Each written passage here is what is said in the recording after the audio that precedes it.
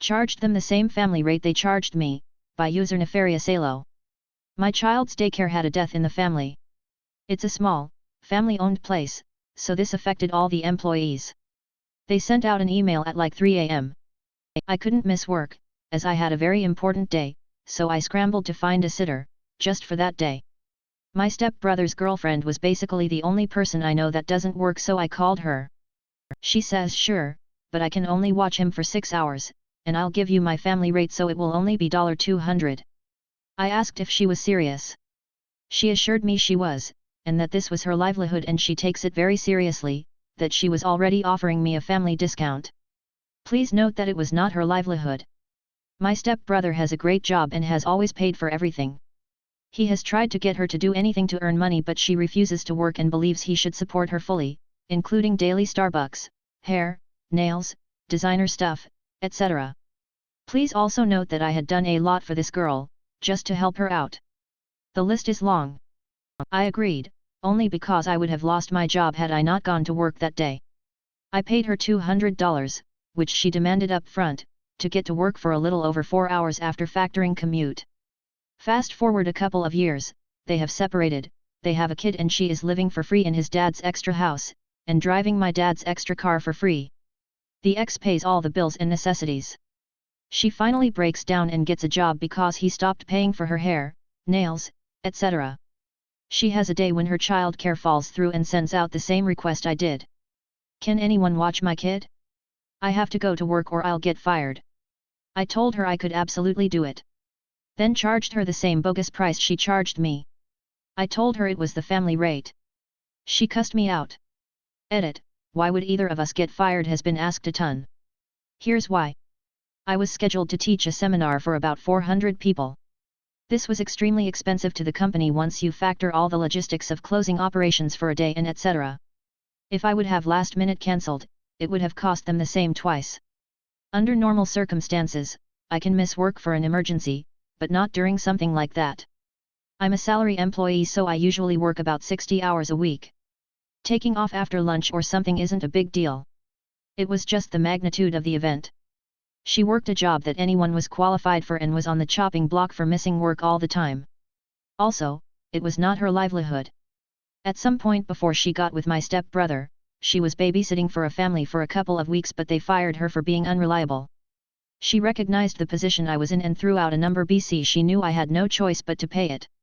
Also note, she cussed me out when I tried to charge her the exact thing she charged me, so no. I wasn't just being cheap. We can't have coffee? You can't have coffee, by user scanus_Cipollina. In my last place of work, when I was looking to hire someone for my department, I would offer cold drinks and coffee at the interview in order to make them feel welcome. We could take the cold drinks out of the storage, but we had to order coffee from the kitchen and someone from the kitchen team would bring it out. One day, they called me back and said they couldn't bring me coffee since the CEO had decided coffee would only be provided for whole day events. Grr, that cheapskate. Since then, I provided my own coffee for interviewees because to me, the welcoming impression was more important than the, 30 cents a cup of coffee costs. But I plotted my little revenge since I had been asked to do a workshop for the other department heads and the CEO also wanted to participate. He for some reason loved workshops, well why not?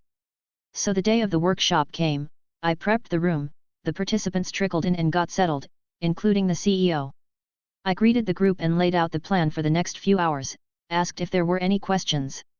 The CEO asked, can we maybe call the kitchen and ask where the coffee is? They seem to be running late.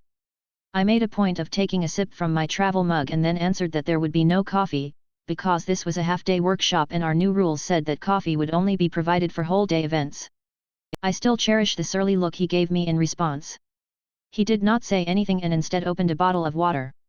Edit to address some of recurrent comments. My BF's neighbor was an asshole, so I fucked with him as much as possible using only his address, by user Thedorna Sharecrazy. Backstory, my BF, 30s has interacted with his neighbor, 30s exactly once in the 3 years he lived in his apartment complex. For some godforsaken reason, literally on the night I was helping him pack up to move the next morning, this neighbor knocks on the door and asks why we always slam the door. To preface, I actually totally sympathize, if you let this door close by just letting go of the handle, without pushing it at all, the door does shut pretty heavily, so, I can see how that would be irritating if the door isn't carefully closed every time, even though nobody is slamming it. My BF said sorry, it just shuts like that, we're packing and didn't have a hand to close it, but I'm moving out in the morning so you won't have to worry about it anymore unless you want to take it up with the complex management to see if they can change how it closes. This was not a sufficient answer for the asshole neighbor. We're still not sure what his deal was, we think he was drunk, but he kept demanding an answer even after we reiterated that it was an accident, and that we were leaving in the morning for forever so there wasn't anything else we could do at that point. Eventually we had to just shut the door on him as he escalated to screaming insults at us, calling my BF a pussy for not wanting to fight him. He proceeded to try and beat down the door, not an exaggeration, he was hitting it and kicking it so hard I thought he would succeed, occasionally going inside his apartment to bang and kick on the walls there too. He also tried knocking on the door and covering the peephole to trick us into opening the door lol. I was honestly scared to leave at that point. After over an hour of this we called building security, it's a huge complex, who apparently found him sitting in front of my BF's door when they finally got there. He kept at it after they left for a while. When he finally gave up after over 2 hours, he stole my partner's doormat on his way back inside. Why this man never once in 3 years spoke one word to my BF or his roommate about the door noise if it was bothering him I have no idea, but after his psychotic behavior I had no sympathy left for him. TLDR, he was an asshole. Petty revenge. Armed with only one piece of information about this guy, his address, I managed to track down his name. I signed him up for every free snail mail subscription I could find, including as many adult content magazines as possible. I sent him hundreds of free government pamphlets about alcohol abuse, STDs, and forest fires. I sent him a load of recovery program brochures. I requested a visit from the Jehovah's Witnesses on his behalf. I anonymously sent him a trophy shaped like a giant dick inscribed with "Number 1 Dickhead." I refrained from sending a glitter bomb only because I want him to keep opening his mail, just in case I can think of anything else to do. This absolute troglodyte of a person doesn't even know our names, let alone where my BF moved or where I live, so even if he suspects my BF there's nothing he can do. Finally, to put the cherry on the petty sundae, I stole his doormat on our last visit to the apartment. I only wish I could be a fly on the wall when he starts putting it together. EDA, for those asking how I find snail mail to sign him up for, unfortunately there isn't a good collective resource, I honestly just googled a whole bunch and signed him up for anything that didn't require a phone number. I did create a throwaway Gmail account as many sign-up forms require it in order to receive the snail mail.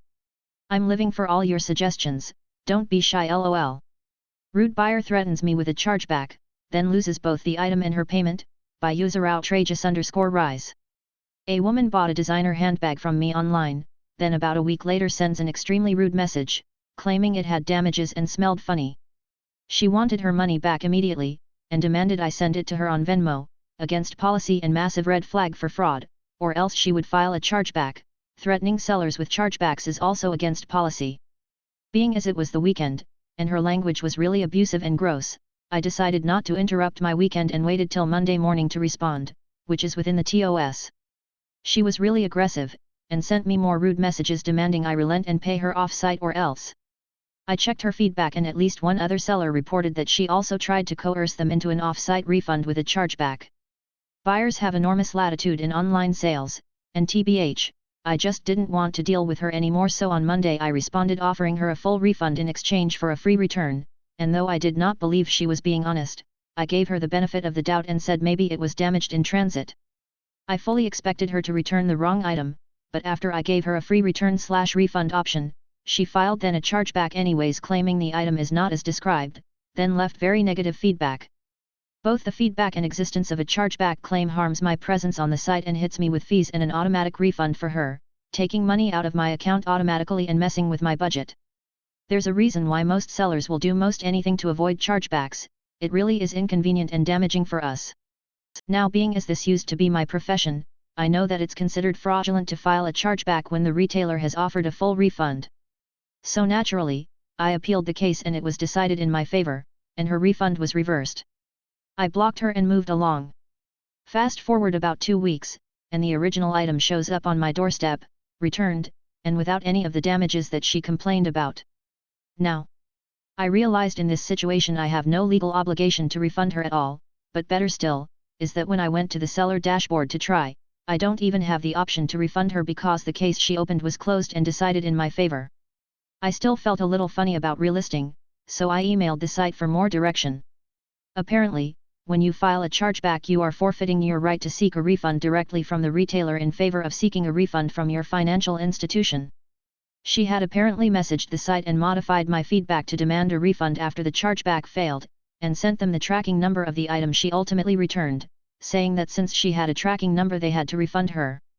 But a failed chargeback is final in this case, and because her behavior was deemed fraudulent, the website itself is not able/willing to refund her anymore either. The only way I could give her money back was if I unblocked her, exchanged info, and sent the refund on Venmo or PayPal, which are linked to my personal email and phone number. Given how rude she had been, I have no interest in opening up any unmediated communication, and I'm certainly not going to give her my personal contacts of any kind. So by following through on her coercive threat to file a chargeback against me, she managed to lose both the item and her money. A chargeback is not the silver bullet people often think it is.